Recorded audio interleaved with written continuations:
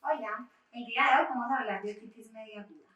Este es un tema de presentación muy frecuente en la infancia. Se considera la principal infección bacteriana de las vías respiratorias en la población pediátrica. Se dice que más o menos el 80% de los pacientes cuando han cumplido 3 años de vida han presentado por lo menos un episodio y hasta el 33% de los pacientes pueden presentar incluso 3 o más episodios. Se presenta sobre todo en los pacientes entre los 6 a los 12 meses y es muy importante reconocerla y hacer un diagnóstico precoz porque es una causa importante de hipoacusia en la población pediátrica, de trastornos en el lenguaje y de trastornos globales en el aprendizaje. Por eso debemos detectarla.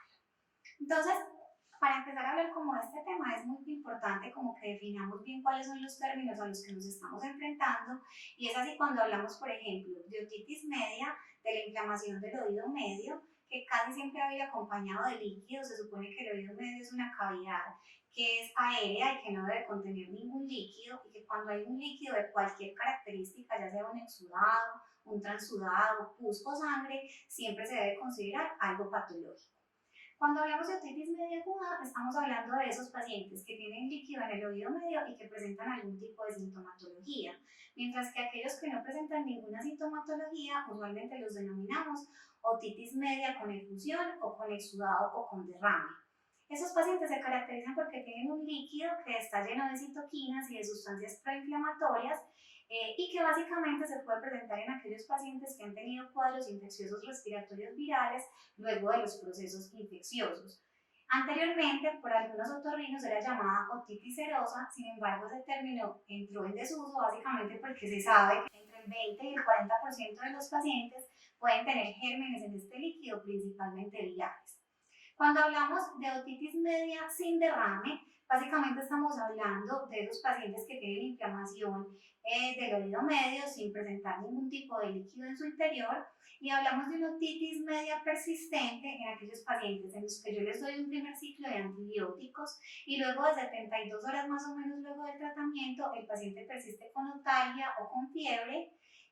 O hablamos de otitis media recidivante en aquellos pacientes que yo les doy un ciclo de antibiótico. Luego de esto, luego de que ha transcurrido menos de un mes desde el primer ciclo de antibiótico, el paciente vuelve a presentar sintomatología de otitis. En esos pacientes, usualmente consideramos que el germen implicado probablemente es el primer germen que le dio la infección al paciente. Por el contrario, los pacientes que presentan los síntomas luego de un mes de haber recibido un curso de antibiótico, consideramos que probablemente tienen un cuadro de reinfección y que probablemente el germen implicado es otro completamente diferente.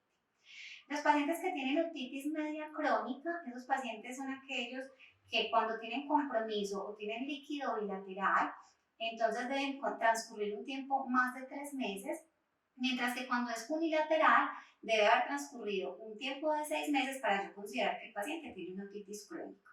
Y por su parte, los pacientes que tienen una otitis media aguda a repetición son aquellos que tienen más de 3 episodios de otitis media en un periodo de 6 meses o que tienen más de 4 episodios de otitis media en un periodo de 12 meses.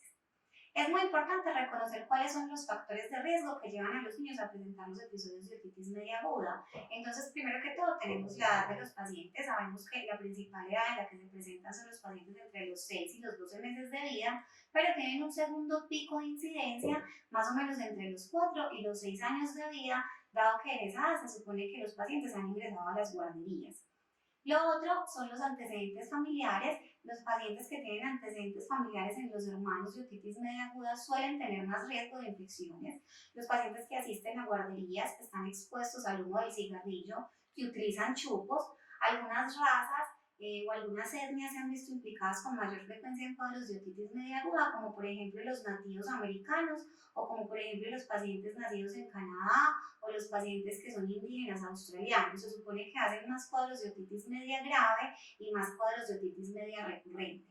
Entre otros factores de riesgo, entonces básicamente tenemos, por ejemplo, los pacientes que tienen algún tipo de inmunodeficiencia, pacientes con síndrome de Down, pacientes que tienen paladar hendido, los pacientes con rinitis alérgica, los pacientes con VIH, por ejemplo. O también en algunas épocas del año, en los países que tienen estaciones, por ejemplo, cuando tienen los meses de otoño e invierno, se supone que hay mayor prevalencia de estas infecciones.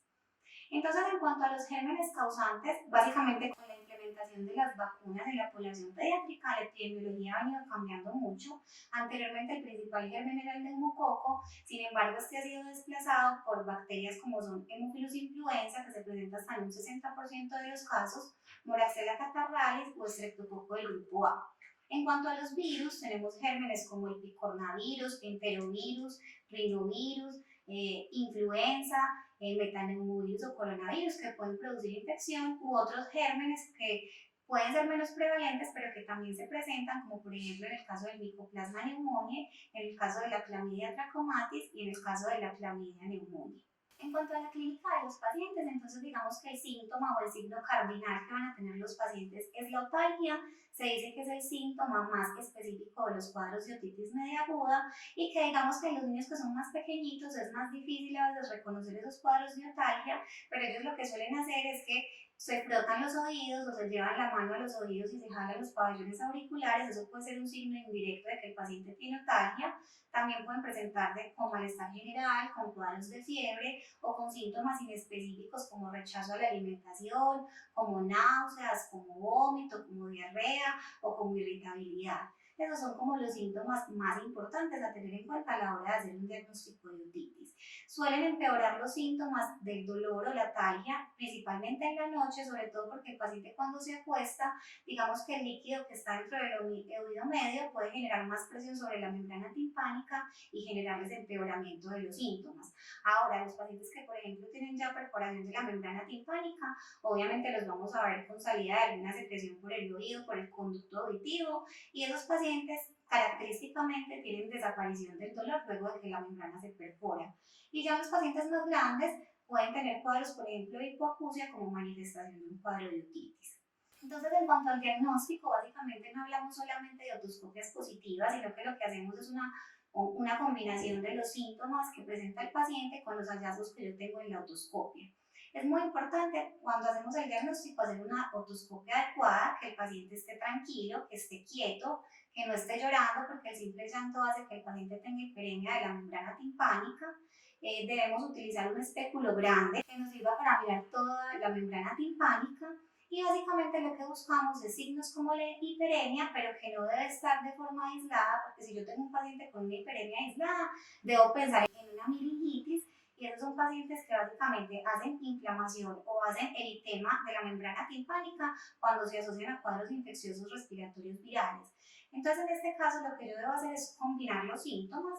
Entonces, mirar si el paciente tiene hiperemia de la membrana, si tiene abombamiento de la membrana timpánica, si tiene matidez, si yo logro ver líquido cuando hago la otoscopia, o si tiene cambios en la coloración de la membrana timpánica, que usualmente en los cuadros de otitis media aguda se hace de color amarillo. Eso me ayuda a diferenciarlo con los cuadros de otitis media efusiva, que es su principal diagnóstico diferencial, porque estos pacientes suelen tener una membrana timpánica que es más retraída o que tiene una posición neutra y que tienden a tener una coloración azulada. Otros métodos diagnósticos, entonces tenemos la timpanometría. Básicamente lo que eso hace es mirar la distensibilidad de la membrana timpánica, nos sirve para mirar cómo está la función de la trompa de Eustaquio y la función del oído medio, o también podemos hacer una reflectometría acústica, que básicamente lo que mira es si hay líquido en el oído medio. Sin embargo, este no me permite diferenciar qué tipo de líquido tiene el paciente, pero hay que tener en cuenta que si yo tengo un paciente que tiene una timpanometría o una reflectometría acústica normales, probablemente no estamos ante un paciente con una otitis media aguda ni con una otitis media efusiva. Otra de las pruebas diagnósticas de las que se habla ampliamente en la literatura es la otoscopia neumática.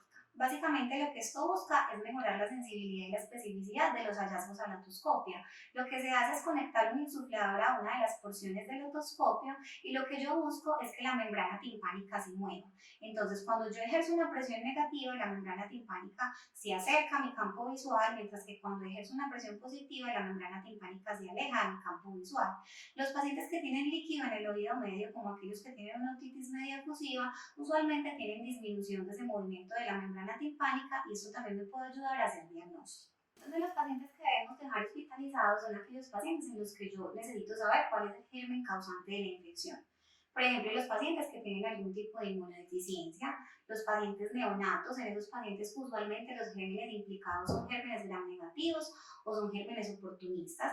Aquellos pacientes que no han respondido a una terapia antibiótica de segunda línea, es decir, tengo mi paciente ambulatorio, inicio un primer ciclo de antibiótico, el paciente entre 48 y 72 horas no mejora, debo instaurar una segunda línea de tratamiento y si en 48 o 72 horas el paciente tampoco mejora, también lo debo hospitalizar porque en ese caso debo definir si necesita antibiótico venoso y lo debe ver el otorrino para definir si de pronto necesita timpanocentesis, no solamente como método diagnóstico, sino también como método terapéutico.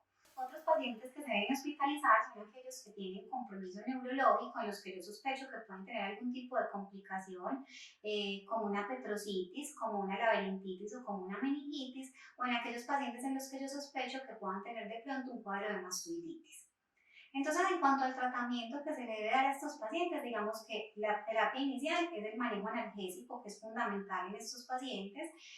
Básicamente se dice que las primeras 24 horas yo les debo poner medicamentos por horario, pero luego de 24 horas esos pacientes se benefician de medicamentos analgésicos a necesidad. ¿Qué medicamentos puedo utilizar? Entonces puedo utilizar acetaminofén, puedo utilizar ibuprofeno o puedo utilizar codeína, pero también nos podemos valer de las opciones terapéuticas que son medicamentos tópicos como la benzocaína, la procaína o la lidocaína, pero es muy importante tener en cuenta que los pacientes en los que yo he visto o sospecho perforación de la membrana timpánica no deben recibir nunca tratamientos analgésicos tópicos. En cuanto a la terapia antibiótica, digamos que este es un tema ampliamente debatido porque hay muchos grupos que prefieren manejar a los pacientes solamente con manejo analgésico y no darles de entrada antibiótico. Sin embargo, hay unos criterios en los cuales yo sí o sí debo iniciarles manejo antibiótico de entrada a los pacientes. Entonces, si yo tengo un paciente que es mayor de 2 años, que no tiene una patología de base, que no tiene lesiones o malformaciones craneofaciales, que es el primer cuadro infeccioso que tiene el paciente, que tiene compromiso solo unilateral o que no tiene otorrea, ese paciente yo pudiera pensar en simplemente darle manejo analgésico ambulatorio y revalorarlo entre 48 y 72 horas y en caso de que mejore, pues no habría necesidad de darle antibiótico.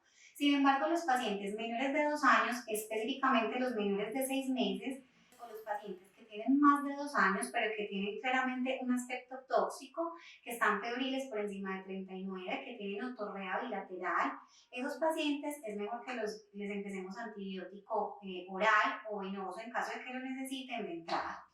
¿Qué antibiótico debemos dar? Entonces, el antibiótico de primera línea en los cuadros de otitis es la amoxicilina a dosis altas, 90 miligramos por kilo día.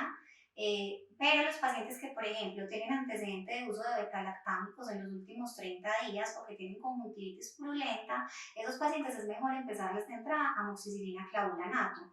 Ahora, si el paciente, yo le empiezo un primer ciclo de antibiótico con amoxicilina a dosis alta y el paciente no responde, ese paciente sería candidato también de darle amoxicilina clavulanato.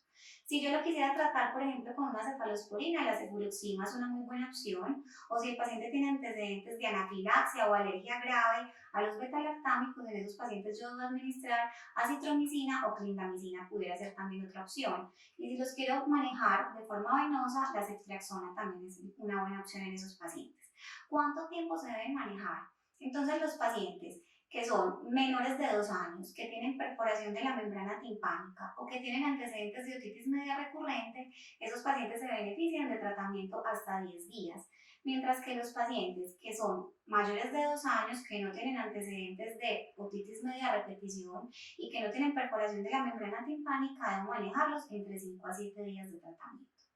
¿Cuáles son las complicaciones entonces que me puede generar una otitis media aguda? Entonces, complicaciones intratemporales como la pérdida auditiva, problemas del equilibrio o motores por compromiso coclear, anomalías en la membrana como por ejemplo una timpanoesclerosis, pacientes con otitis media crónica supurada, con colesteatoma, con mastoiditis, o complicaciones intracraneales como cuadros de meningitis, de abscesos epidurales, de trombos del seno lateral, trombosis del seno venoso, empiema subdural o trombos de la arteria carotídea. Eso fue todo por hoy. Los esperamos en nuestras próximas charlas.